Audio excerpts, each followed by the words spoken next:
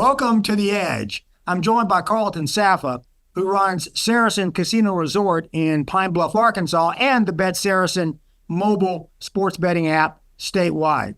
Carlton, I want to talk to you today about John Calipari coming on at the University of Arkansas from Kentucky. What impact that could have on sports betting and just general enthusiasm.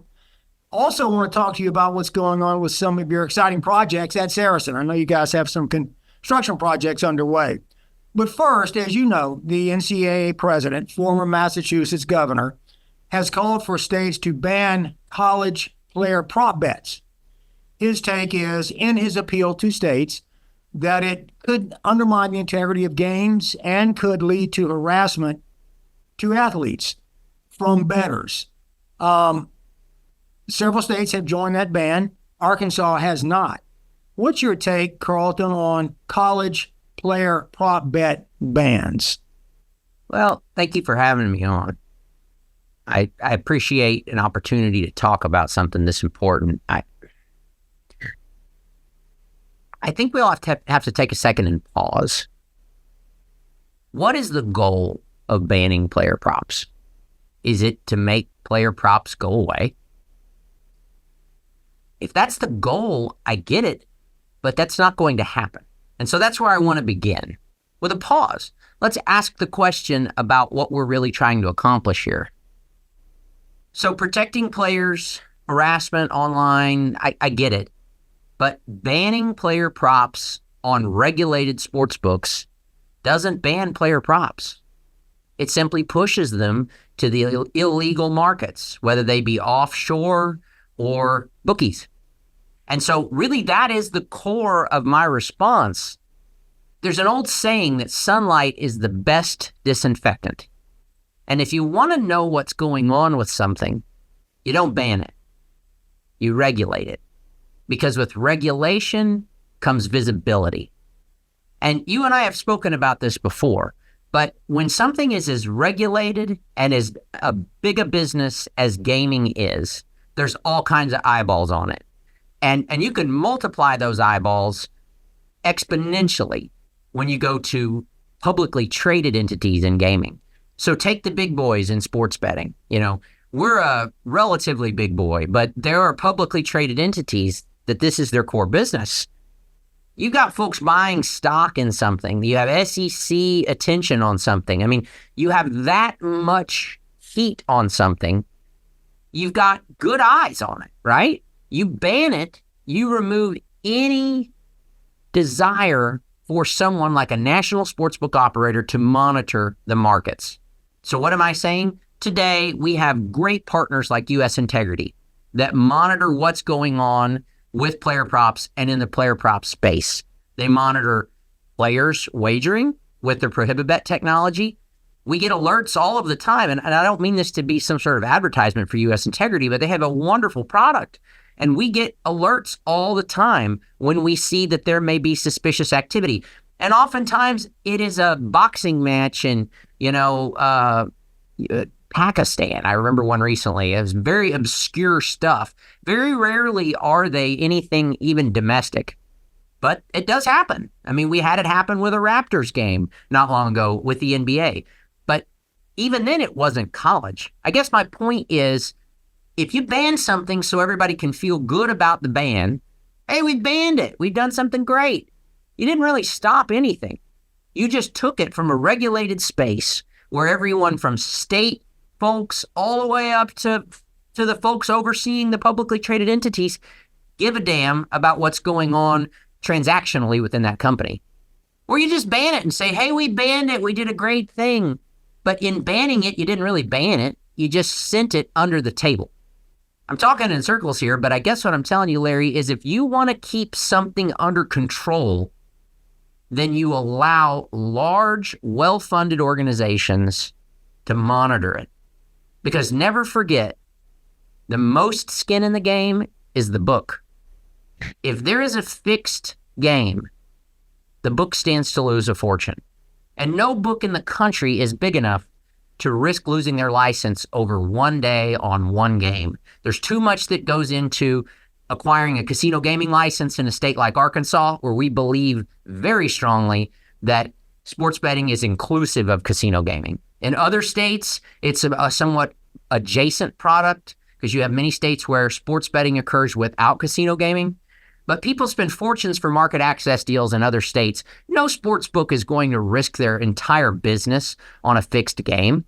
So, of course, we monitor all of this activity. But when you send that business to the Caribbean, to some country that's difficult to pronounce, no one has any reason anymore to pay attention or care.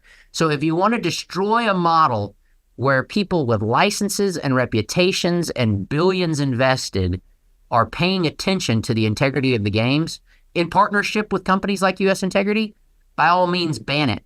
But you're just going to move everything under the table. And the final thing is, even in banning player props, you wouldn't remove all, alleged intimidation or harassment. Because what if I've got a bet on the spread, or I've got a bet on the money line, and a guy misses every free throw this game? He's still going to get beat up, right? I mean, I'm very sympathetic to the plight of the college athlete. We've worked with Sport Radar on some programs with this. I've spoken to the University of Arkansas. I'm a graduate of the school, and we have a great relationship with them. I'm sympathetic to the player's plight. But, if folks are going to cyberbully, they're not only going to cyberbully on player props, it could be game outcome. It could be a futures bet on how the season's going to end. So I guess my message in the end, Larry, is I understand the goal. I think it's a laudable goal. But by banning player props, you simply send them to the illegal offshore books, and you're not going to stop any sort of this harassment that you purport to stop. Because if a player blows a game and you're betting the game, you're still going to be mad at the player beyond just the edges of the player prop.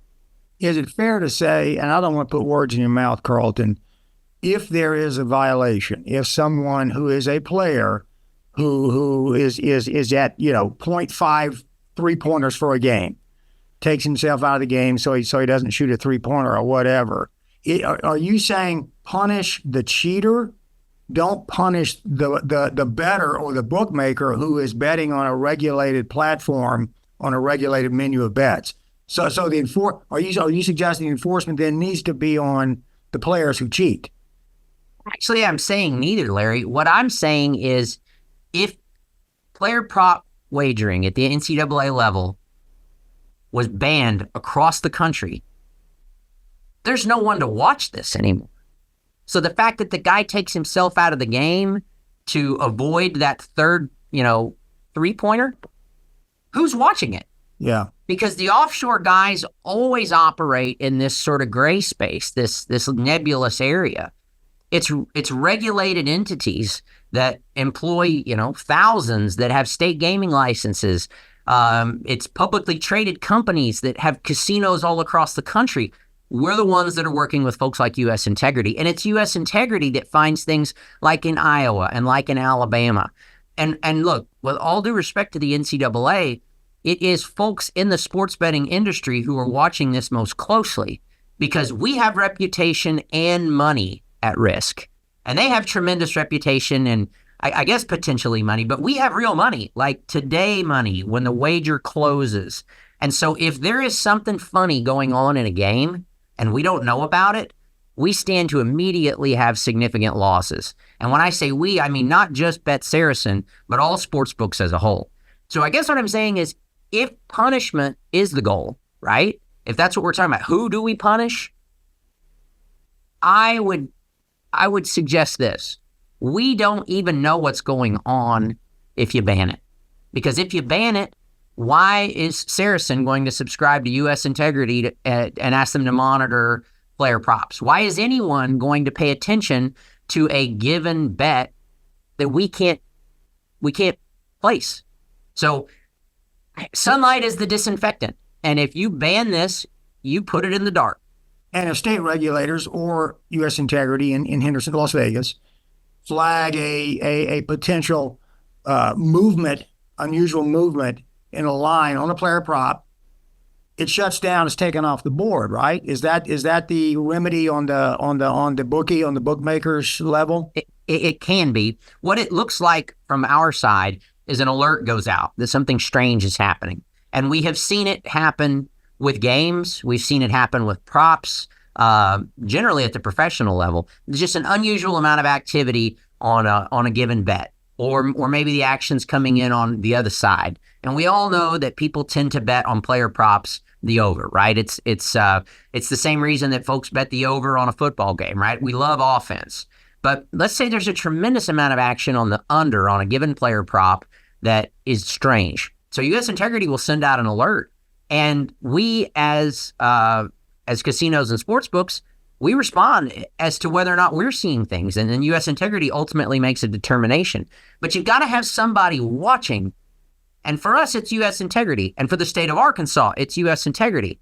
But if these player props go off the board, why would U.S. Integrity watch it? None of their customers can make the wager, so it becomes something that no one's looking at.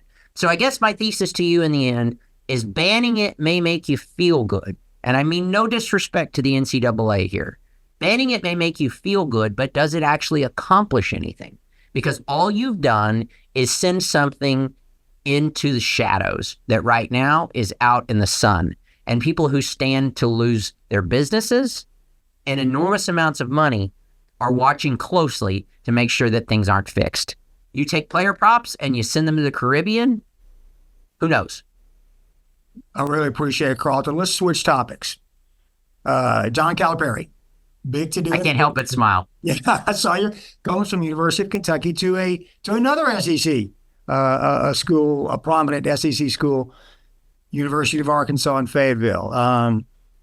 Someone you and I both know real well. U.S. Reed told me, and I popped up a story yesterday, that this brings a lot of swagger back to the University of Arkansas.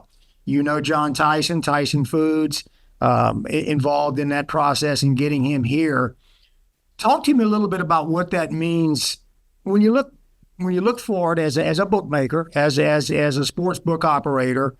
What could this do potentially? Does this move the numbers a little bit on the futures? Or is it too early to tell what's going to happen when a guy like Calipari comes on board? What happens going forward betting wise? Well, we'll talk about Calipari generally here in a moment, but let me give you a specific data point. Earlier this week, in fact, I think it was yesterday. So it was the morning of the Calipari announcement. We put Razorbacks to win national championship. Arkansas Razorbacks to win national championship. It was plus 4,000. Wow. By dinner time yesterday, it was plus 3,000. Wow. It moved that fast, that much, right? Just with the announcement. Yeah, well, even factoring in the new coach, the line started at plus 4,000. Yeah. Right? 40-1. By dinner time, there'd been enough action on it that the line had moved. That's 25%, right? So unbelievable amount of enthusiasm. And so, look, I'm a graduate of the school. I'm a fan through and through. You know, I met most of my friends there. I met my wife there. I have such fond thoughts about the University of Arkansas. The Saracen name is all over that place. It is one of our most prominent and proud places to invest and market. Our name is literally on the dugouts. We, by the way, use the casino moniker, Saracen Casino Resort. We do not use the sports book moniker there. That is, really out of respect and at the request of university officials. But Saracen is Saracen, and Saracen is all over that place. At the Jumbotron, the scorer's table, all throughout. We love the University of Arkansas. But what is so important for us as a state is that they be doing well in something. And, of course, the Hogs are incredible at baseball. I was at the Ole Miss series the other day, and, the Hogs are unquestionably the best baseball team in the country. And we packed the baseball stadium, 20,000 people for every game. Bud Walton Arena is one of the nicest college basketball arenas in the country. Our coach who left, Coach Musselman, is probably in for a wake-up call. At USC, he's going to have 3,000 people at his game. At Bud Walton, it was 20,000 people at the game. There's a reason that they call it the basketball palace of mid-America. This has been kind of like what I'm drinking. This has been a Red Bull injection into the veins of Arkansas fans. There is so much enthusiasm for basketball in this state, and it goes all the way back to the mid-'90s, right? National championship. Everyone knew Nolan Richardson. We were such a high-profile program. And let's not forget, we've had some pretty decent runs in the last few years with March Madness, but this was a very disappointing year for the Razorbacks. And we saw it even in the sports betting handle. Sure, folks are still betting March Madness. Sure, we still have tons of enthusiasm with the NBA. But I've said this before, when the Hogs are winning, Arkansans just tend to be in a little bit better mood. They stand up a little bit straighter. The sun's a little brighter, and the birds sound a little better. And it's a confidence boost, I think, to the entire state to get a Hall of Fame coach to come to our state. Because the thing is, Arkansans are proud folks, but we know that our state is small. And while we are home to some of the wealthiest people on planet Earth, we are a relatively poor state as a whole, much like many of our peers in the SEC, right? You have enormous concentrations of wealth, but as a whole, relatively poor states. So to bring in a Hall of Fame coach to Bud Walton for the Razorbacks is an absolute game changer in terms of excitement. Look at that announcement last night. The house was packed. It was full of former players. It was a who's who event. And there is the numbers, right? Plus 4,000 to plus 3,000 to win the national championship. The line moved that much in one day. The state is fired up. And it's brought back a lot of attention. And you mentioned Nolan Richardson. I'm getting texts and emails. Everybody's talking about the 40 minutes of hell and oh yeah, a lot of attention to Tyson and Walmart. Speaking of what's going on in Arkansas, Carlton, with a lot of the people, a lot of things going on, a lot of movement in the state, you are going through at Saracen a lot of growth, a lot of construction growth. You got a hotel tower coming in. Fill us in a little bit on what's going on at your shop at Saracen. Looking forward to some of your construction. Well, we probably deserve a tardy slip. That takes me back to junior high or high school, right? Being tardy for class. Saracen's the newest casino in Arkansas. Quick history lesson for folks out there. We had horse racing and greyhound racing and electronic games of skill. And then I guess about 6-7 years ago, the state, through constitutional amendment, citizen initiated, legalized, full-blown gaming as opposed to electronic games of skill. You had two legacy operators, tremendous folks, Southland Park in West Memphis, owned by Delaware North, and Oaklawn in Hot Springs, owned by the Sella family of St. Louis. And then the new kid on the block, our crew, Saracen. We're very proud of a number of things, one of which is our proximity to Little Rock. So we're the closest casino to Little Rock, 46 miles from Little Rock, straight shot down a 75-mile-an-hour road. We built this thing in the middle of COVID, which is its own sort of hell, right? So 800 guys at once. We've got a 80,000 square foot gaming floor, huge building, and a just beautiful gaming floor. But this was a greenfield project on what was formerly a soybean field and built during the middle of COVID. And as everybody remembers, it seems so long ago, but nobody knew what was going on with the world. And so originally the plan was that this would be a one-phase project. But through a number of start-stops, through COVID, through disruptions in the financial markets, there have been about 4 or 5 times we said, we're getting ready to build. We're getting ready to build this hotel. We're getting ready to build. We're getting ready to finish. And I finally started telling the local press, we're not going to say anything. Just keep an eye out for the cranes. The construction will speak for itself. And Larry, outside this building today, there are 200-300-foot cranes in the air. And by late fall, probably November, I'd say, of 2025, we will have 320 hotel rooms, half of them suites, an event center that will seat 1,600 for a concert or 1,000 for a sit-down meal. We're adding frankly, it will be the nicest hotel in the state. I mean, we're building it to be spec'd for top of the line. And top of the line in hospitality is something we have demonstrated that we're pretty good at. Our Red Oak, which is our flagship restaurant, our steakhouse, has a Japanese beef license, one of only a few dozen in the United States. So authorized by the Japanese Beef Council to sell Kobe beef. You find those restaurants clustered in Las Vegas, California, New York, certainly not in the southeastern United States, but Kobe beef in Pine Bluff at Saracen, absolutely. The Red Oak Steakhouse has 3 years in a row been named the best restaurant in Arkansas by AY, which is a statewide magazine that does these ratings. So 3 years in a row. And we're competing with people with very deep pockets, especially in Northwest Arkansas, with the Waltons and others who are involved in hospitality. But I tell people all the time, the best place in Little Rock to eat is actually in Pine Bluff. It's 40 minutes away. So we do hospitality well, and I think we've proven that with Red Oak, our flagship.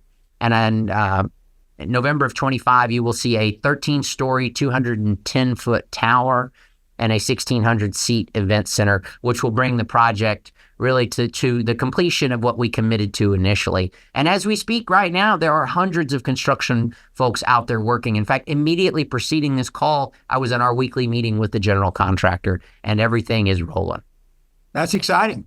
Thanks a lot for filling us in on college player props, on the new hire at the University of Arkansas with John Calipari, and what's going on at Saracen, Carlton. I really do appreciate it. Thank you, buddy. Always good to talk to you. I'm Larry Henry at Gambling.com. Thank you for joining us on The Edge.